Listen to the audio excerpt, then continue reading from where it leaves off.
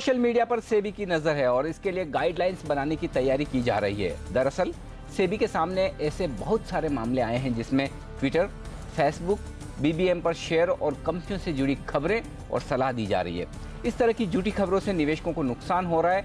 Social media का इस्तेमाल इतना ज्यादा बढ़ गया है कि पूरी दुनिया के रेगुलेटर्स इसके लिए गाइडलाइंस बनाने पर विचार कर रहे हैं।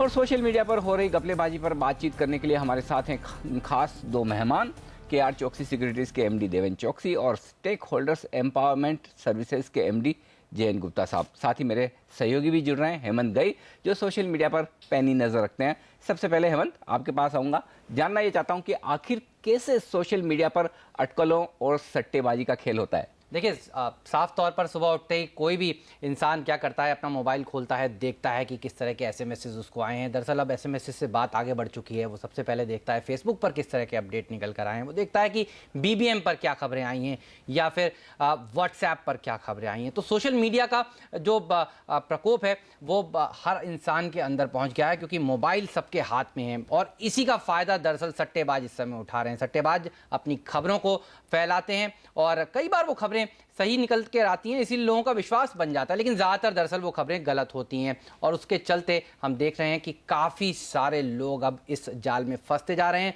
उन खबरों के ऊपर गलत ट्रेडिंग करते हैं और उसके बाद लॉस होता है। और इसीलिए दरअसल सेबी चाहती है कि इसको रेगुलेट किया जाए, इसको कोई नियम कानून के तहत लाया जाए, ताकि इन सब चीज़ों पर जो सट्टेबाजी चल रही है उस पर रोक लग सके।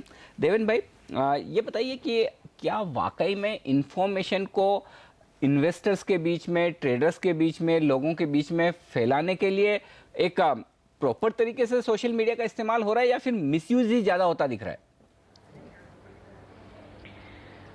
अनिल जी, आई थिंक कोई भी सिस्टम के अंदर यूज और मिसयूज दोनों साथ में जरूर होंगे।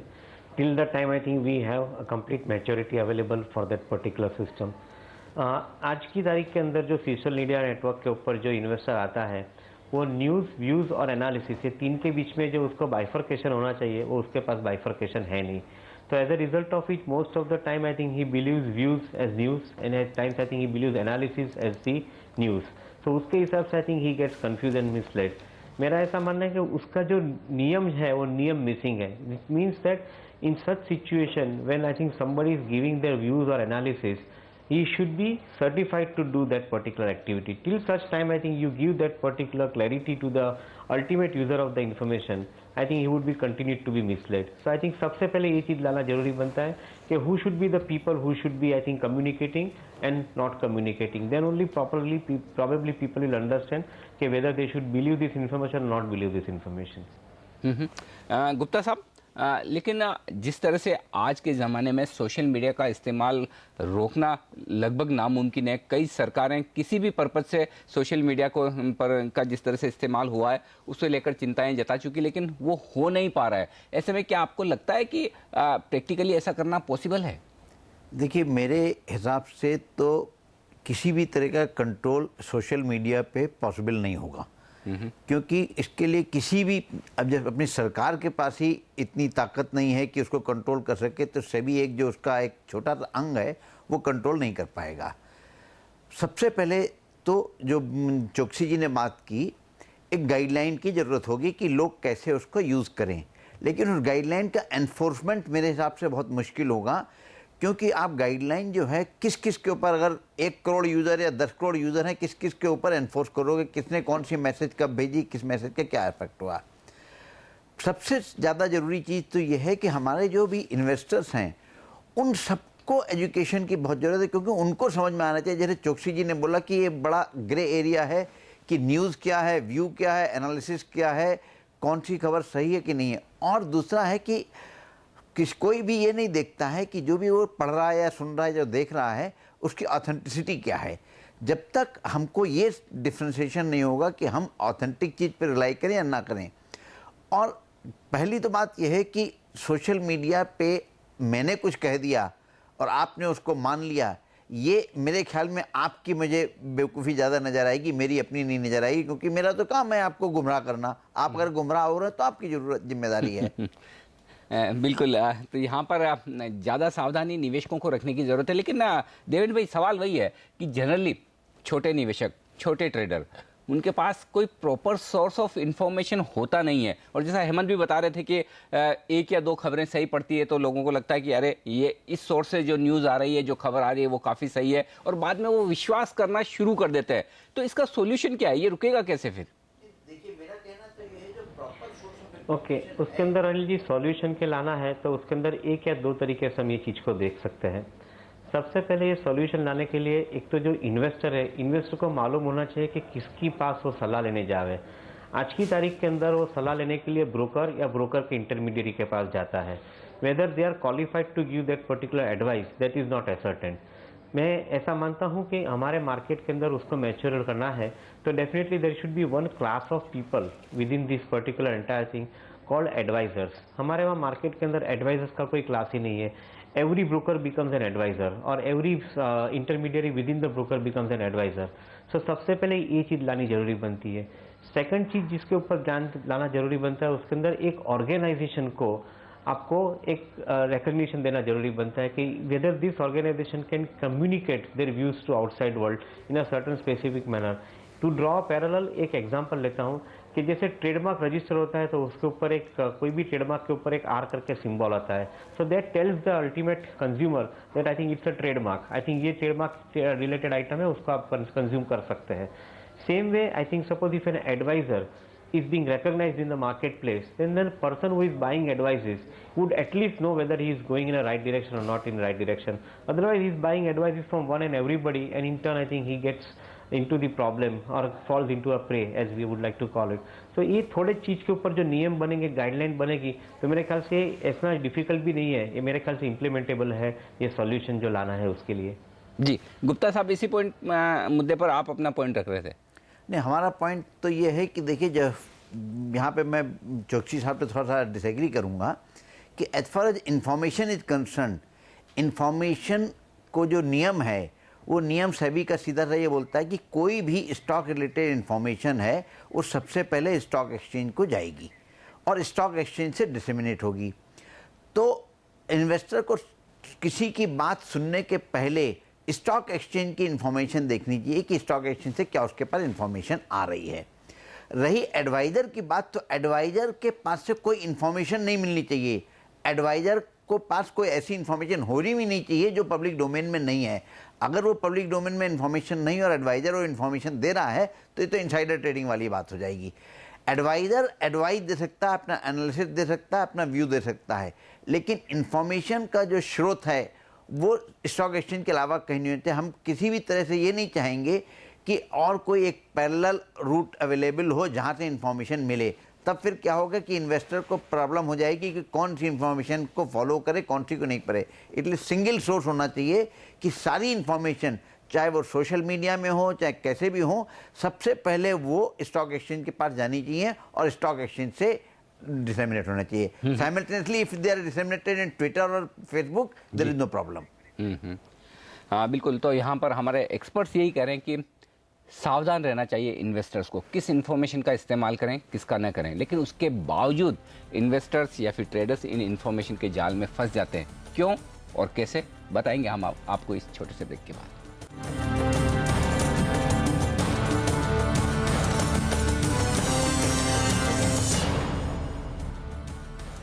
सोशल मीडिया पर खबरों का फैलता जाल और उसमें फंसते हुए छोटे इन्वेस्टर्स और ट्रेडर्स, इस पर हमारी ये खास पेशकश। हमारे साथ हैं देवेंद्र चौकसी, जयंत गुप्ता साहब और साथ ही हेमंत गई। हेमंत, बड़ा सवाल है कि ऐसा क्या होता है इन खबरों में? देखिए, इन्फॉर्मेशन तो हर जगह आती है, एक्सचेंजेस पर आती है, टीवी चैनल्स पे आती है, लेकिन उसके बावजूद इन सब मीडियम को छोड़कर इन्वेस्टर ट्रेडर्स सोशल मीडिया पर ही जाते हैं और उन्हीं खबरों पर एक्ट करते हैं, जबकि जानते हैं कि काफ़ी रिस्की है। ऐसा क्यों होता है? देखिए, अगर आपके पास कोई खबर आए और उसके ऊपर प्राइस मूवमेंट हो जाए तो आपको लगता है अरे यार ये खबर तो चूक गई, इस पर काम कर लिया होता तो आज शायद पैसे बन गए होते। इसका मतलब है लालच। लालच ही है जो इंसान को दरअसल इन खबरों की तरफ अट्रैक्ट करता है और इसीलिए लोग इन खबरों के ऊपर काम करना शुरू कर देते हैं। और एक दो खबर ज़रूर आपको मुनाफा कमा कर दे देती है, उसके बाद आप फंस जाते हैं, क्योंकि आप आदी हो जाते हैं उस खबर को फॉलो करने के लिए, या तो ट्विटर पर या फिर उस बीबीएम नेटवर्क पर या फिर उस ब्लॉग पर, और आप दरअसल पैसा भी देने लगते हैं उस ब्लॉग को सब्सक्राइब करने के लिए। हमने कई उदाहरण ऐसे देखे हैं जहां पर पहले कुछ दिन तक तो वो आपको सर्विस देता है मुफ्त के लिए, उसके बाद आपसे पैसे चार्ज करने लगते हैं और आपके पैसे भी जाते हैं, आप सब्सक्राइब कर लेते हैं उस सर्विस को और उसके बाद आपसे छूटे नहीं छूटती, क्योंकि आप लॉस में फंस जाते हैं और कोशिश करते हैं वहीं से उस लॉस को रिकवर भी करें। तो लालच जो है, जैसे NSCL मामले में आपने देखा कि लालच की वजह से लोग फंसे, वहां पर पैसा दिया, ऐसे ही यहां पर भी लालच की वजह से लोग फंसते हैं। गुप्ता साहब ये बताएं कि क्या जैसे फाइनेंशियल एडवाइजर्स होते हैं या फिर चाहे स्टॉक मार्केट में इन्वेस्ट करने के लिए ब्रोकर्स होते हैं, तो उस लिहाज से क्या ये व्यवस्था होनी चाहिए कि कोई भी एक एडवाइज़र हो, वो किसी भी प्लेटफॉर्म पर, किसी भी मीडिया पर अगर एडवाइस करना चाहें तो साफ तौर पर सेबी से रेगुलेटेड होना चाहिए, लाइसेंस्ड होना चाहिए, या उन्हें किसी न किसी तरह की परमिशन मिलनी चाहिए, अदरवाइज उन्हें इस तरह से एडवाइस करने की छूट नहीं मिलनी चाहिए? देखिए, मेरा ये कहना है कि आपने अगर ये बोला कि लाइसेंस होना चाहिए तो 100 लोगों को तो लाइसेंस दे दिया, लेकिन वो जो बाकी 1 लाख या 1 करोड़ लोग बिना लाइसेंस दिए हुए एडवाइस कर रहे हैं, तो उनकी आप किसको रोकोगे कि नहीं आप सिर्फ रजिस्टर्ड आदमी की एडवाइस पे जाओ, अनरजिस्टर्ड आदमी की एडवाइस पे मत जाओ? तो मेरे ख्याल में तो ये बिल्कुल इम्प्रैक्टिकल सॉल्यूशन होगा कि आपने लोगों को रजिस्ट्रेशन कर लिया, तो इसमें क्या होगा कि जो लोग रजिस्ट्रेशन है वो तो बाध्य हैं और वो तो आपका कहना मान रहे हैं, लेकिन बाकी 1 करोड़ लोग जो रजिस्टर नहीं हैं वो एडवाइस देते जाएंगे, उनको पर कैसे रोक लगाएंगे? मेरे हिसाब से किसी भी तरीके की रोक बिल्कुल पॉसिबल नहीं है किसी भी तरह के मीडिया पे। इन्वेस्टर को जागरूक होना पड़ेगा, इन्वेस्टर को समझदार होना पड़ेगा, और ये जो जैसा हेमंत ने बताया है, लालच जो है कि आप जब मेरे पास भी कभी कभी मैसेज आते हैं कि by this share it will triple in 3 weeks time और 2 वीक्स टाइम, एंड मैं तो कभी नहीं फटता हूँ, क्योंकि मुझे मालूम है कि अगर किसी आदमी को ये मालूम है कि वो कोई चीज़ शेयर 3 गुना हो जाएगा डेफिनेटली, तो वो उधार पैसा लेके अपना पैसा 3 गुना करेगा, आपको और हमको क्यों एडवाइस देगा? बिल्कुल। देवेन भाई, एडवाइस करने का काम सिर्फ ब्रोकर्स पर छोड़ देना चाहिए, क्योंकि वो रेगुलेटेड भी है, रिसर्च का भी उनके पास बैकिंग रहता है, बजाय इसके कि हर किसी की सुनी जाए और की जाए उनके पीछे पीछे।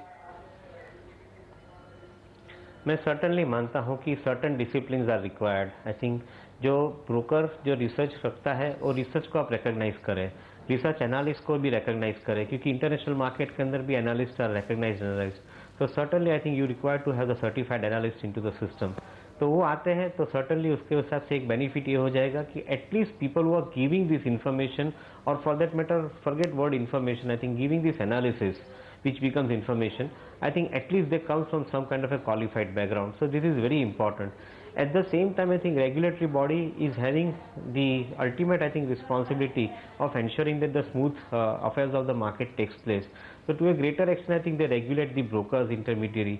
In such situation when I think they have to regulate the advices of people, I think they can only regulate the intermediary and not the advices. So probably, I think with a proper certification with the advisor, the intermediary, I think you could allow regulated and structured advices rather, I think, to go out to the investors. That will at least save people to fall into prey.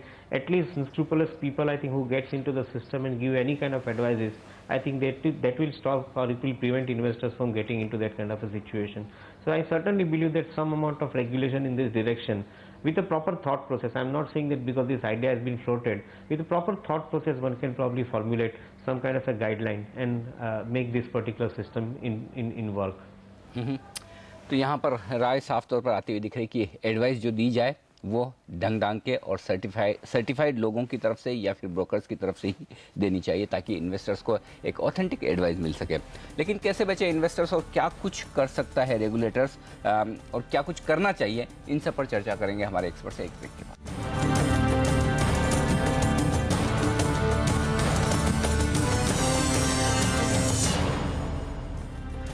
Social media पर stock exchange से जुड़ी हुई खबरों का फैलता जाल और उसमें फंसते हुए छोटे इन्वेस्टर्स और ट्रेडर्स, इन सब पर हमारी खास चर्चा। हमारे साथ है KR चौकसी सिक्योरिटीज के MD देवेन चौकसी, स्टेक होल्डर्स एम्पावरमेंट सर्विसेज के MD JN गुप्ता साहब, और साथ ही मेरे सहयोगी हेमंत गैवी।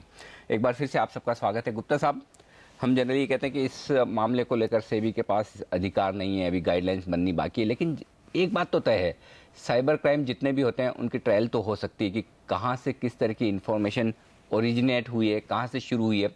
क्या आपको नहीं लगता, आप तो चूंकि सेबी में डायरेक्टर रहे हैं इसलिए मैं आपसे पूछ रहा हूँ कि 1 या 2 केसेस ऐसे पकड़ ले जहाँ पर इस तरह से की इन्फॉर्मेशन गलत फैलाई गई, इन्फॉर्मेशन का मिसयूज हुआ है और उनके अगेंस्ट में कोई एक्शन ले लिया जाए तो बाकी लोगों को भी सबक मिले? देखिए, आपकी बात बिल्कुल सही है कि अगर कुछ चीज़ों पे एक्शन ले लिया जाएगा तो ये डेटरेंट का काम करेगा, तो जो लोग वर्ज पे होंगे क्राइम करने के, हो सकता है वो ना करें, लेकिन पूरा बंद करना मुश्किल है। अब जैसे मैं बताऊं कि जैसे एसएमएस आती है कि buy this share and it will go 2 times और 3 टाइम्स, इस एसएमएस के जरिए आप जरूर से ट्रेस कर सकते हैं कि किसने ये एसएमएस भेजी और उस पर एक्शन ले सकते हैं। लेकिन हमारा एक मानना यह है कि हमारे यहाँ सब लोगों को ये फीलिंग है कि सेबी के पास कोई अलादीन का जादुई चिराग है कि वो हर एक चीज़ को कंट्रोल कर सकता है। वो सेबी के पास नहीं है, ना किसी रेगुलेटर के पास, ना किसी सरकार के पास हो सकता है। सबसे ज़्यादा ज़रूरी हमको ये है कि जो हमारा इन्वेस्टर है उसको खुद को अपने हित का ख्याल रखना पड़ेगा। और दूसरी बात यह है कि इन्वेस्टर को सिर्फ ब्रोकर की एडवाइस माननी चाहिए या नहीं माननी चाहिए, इस पर भी मेरा मत दूसरा है। क्योंकि आप ये देखिए कि NSCL के मामले में जो 5,500 करोड़ फंसे इन्वेस्टर के, वो सारे ब्रोकर्स ने नहीं तो एडवाइस किया तो प्रोडक्ट में इन्वेस्ट करने के लिए। तो ये मैं बिल्कुल नहीं मानता हूँ कि गलती किसी से भी हो सकती है, मुझसे भी हो सकती है, आपसे भी हो सकती है, पढ़े लिखे से भी हो सकती है, बेवकूफ़ से भी हो सकती है। और दूसरा, हमको ये एक्सपेक्टेशन नहीं होनी चाहिए कि हम गलती करते रहें लेकिन रेगुलेटर हमारी गलती के बावजूद हमको संभालने के लिए तैयार खड़ा है, उसके पास कोई जादुई डंडा है जो उसको संभाल लेगा। और हेमंत, क्या सेंस मिल रहा है, क्या ट्रेंड आपको मिल रहा है? जैसा गुप्ता साहब भी कह रहे हैं, ज्यादातर ऐसे केसेस में पैसा वो लोग तोड़ रहे हैं, नुकसान वो लोग कर रहे हैं जो ज्यादा हाई फाई स्मार्टफोन्स और ज्यादा सोशल मीडिया का इस्तेमाल करते हैं।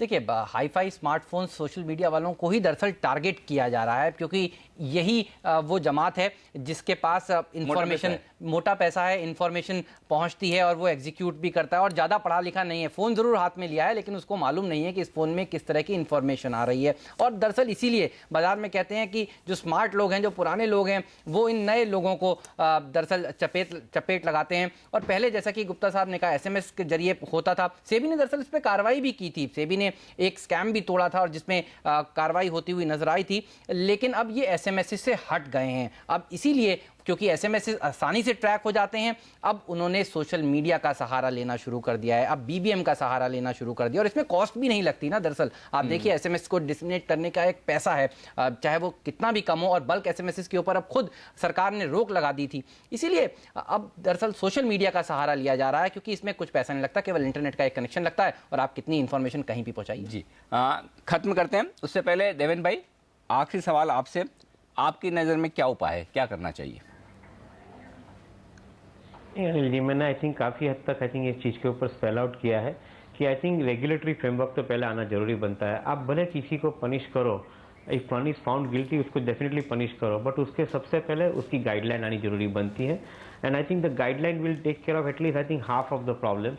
May be because of the guideline people can be told कि भाई ये जो इंटरमीडिएट है उसका आप सलाह मानो, अदरवाइज उसकी मत मानो। जैसे कि हमारे वहाँ जो पहले सब ब्रोकर थे वो अनरेगुलेटेड थे, जब से सब ब्रोकर रेगुलेटेड हो गए और ब्रोकर के अंडर आ गए, तो today I think at least that part of the regulation is very clear and investor is not found cheated beyond the point. Similar way, I think for the information dissemination activity also, if you create a regulated entity, probably I think मेरा ऐसा मानना है कि काफ़ी हद तक misuse prevent हो सकता है. At the same time, जो investor को aware करने की बात है, वो भी काफ़ी हद तक systematically की जा सकती है. If you have the entity regulated and the permission is given only to those people who probably I think can deliver that particular subject to the investor ultimately. अगर आपके मन में सोशल मीडिया को लेकर कोई भी सवाल है, क्या है खतरे और कैसे आप बच सकते हैं, तो आप हमें जरूर लिखिए facebook.com/CNBC आवाज इंडिया पर. आज इस खास चर्चा में हमारे साथ जुड़ने के लिए गुप्ता साहब, देवेन भाई और साथ ही हेमंत, आप सबका बहुत बहुत शुक्रिया. इस खास चर्चा में मुझे दीजिए इजाजत, बने रहिए हमारे साथ CNBC आवाज पर. नमस्कार.